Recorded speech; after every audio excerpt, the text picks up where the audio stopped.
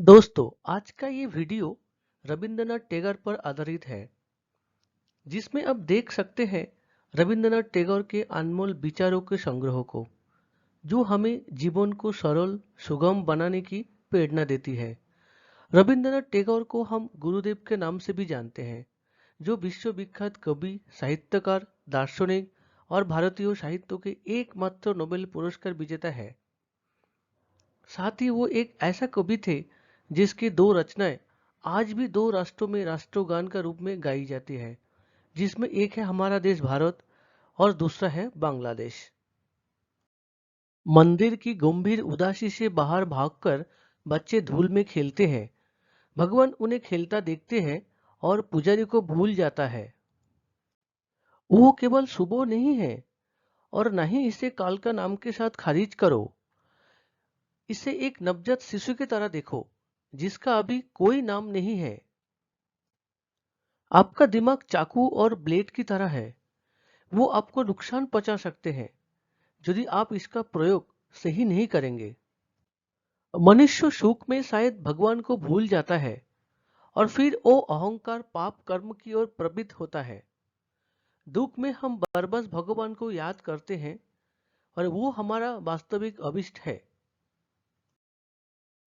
बर्तन में रखा पानी हमेशा चमकाता है, जबकि समुद्र का पानी हमेशा गहरी रंग का होता है। लघु सत्यों के शब्द केवल स्पष्ट होते हैं, जबकि महान सत्य हमेशा मौन रहता है। मैं सो गया और सपना देखा तो जीवन आनंदमय था। मैं जागा और देखा कि जीवन सेवा है। मैंने अभिनय किया और देखा सेवा सुखी थी। आप फूलों को एकत्रित करने के लिए रुको मत। बढ़ते चलो, आगे बढ़ते चलो।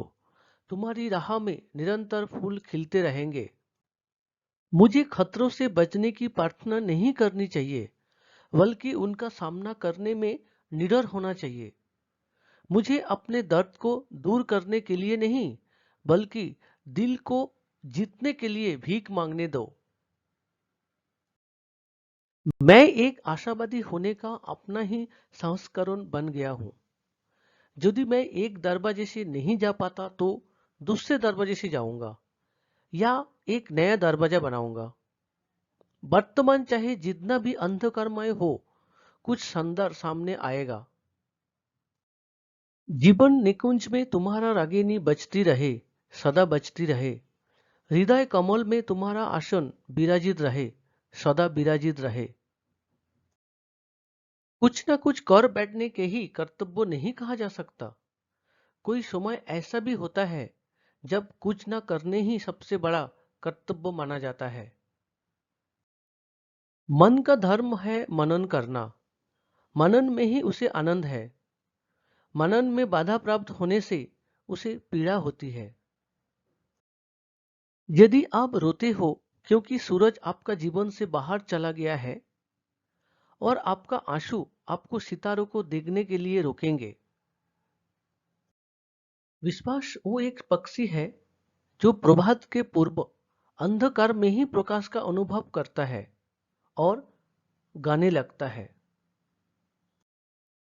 उच्चतम शिक्षा वो है जो हमें सिर्फ जानकारी ही नहीं देती, बल्कि हमारे जीवन को समस्त अस्तित्व के साथ सद्भाव में लाती है। हमारे अंतर मन में यदि प्रेम न जागृत हो तो विश्व हमारे लिए कारागारी है।